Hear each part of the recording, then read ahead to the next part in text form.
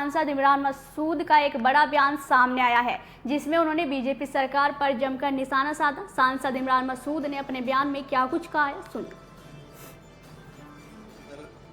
जो कुछ चल रहा है वो देश के लिए बेहतर नहीं है। जब प्रधानमंत्री जी कहते हैं एक देश एक कानून, तो सबके लिए बराबर होना चाहिए ना कानून।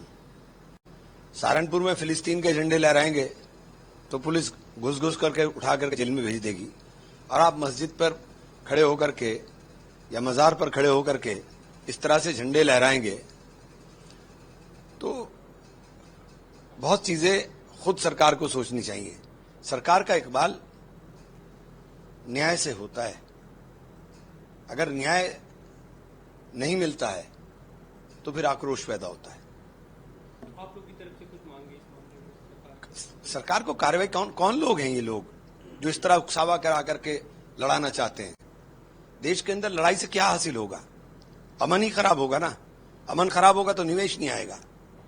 जब आप विकसित भारत की बात करते हैं तो विकसित भारत के अंदर सबसे पहले तो शांति चाहिए। एक दूसरा मुद्दा है राहुल गांधी पलायन रोको नौकरी दो मार्ग, उसमें राहुल गांधी शामिल होंगे।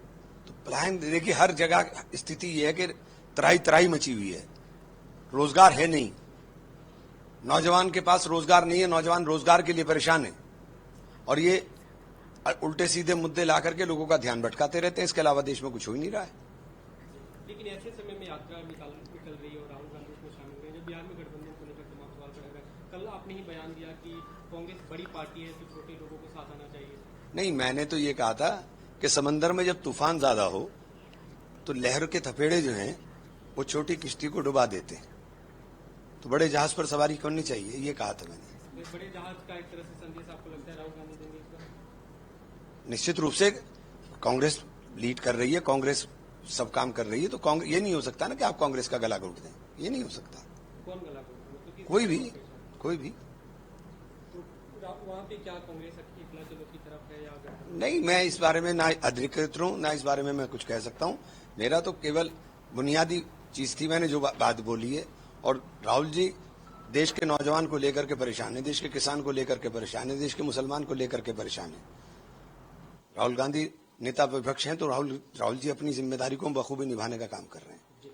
बीते दिनों में डीएमके और बाकी जो सत्ता पक्ष के बीच एक तरह की खींचातानी देखी थी डिलिमिटेशन के मुद्दे पे।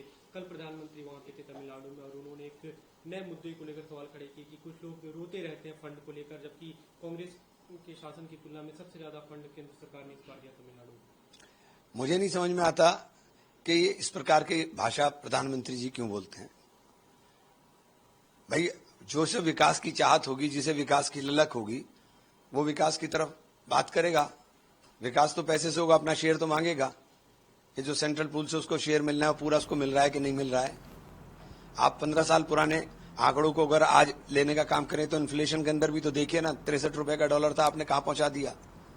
तो इन्फ्लेशन आप देखते नहीं, आप पुराने आंकड़े देने शुरू कर देते हैं। एक और मुद्दा है जो टैरिफ में बदलाव हुए उसके बाद से मार्केट क्रैश की एक तरह से खबर आई। ये तो प्रधानमंत्री जी के दोस्त के कारनामा है, किसी और का नहीं है। ये तो प्रधानमंत्री जी के परम मित्र माननीय ट्रंप जी का कारनामा है कि उन्होंने क्या हमारे साथ रवैया इख्तियार किया है, कैसी दोस्ती वो निभा रहे हैं। डंका हमारा बज रहा है विश्व में।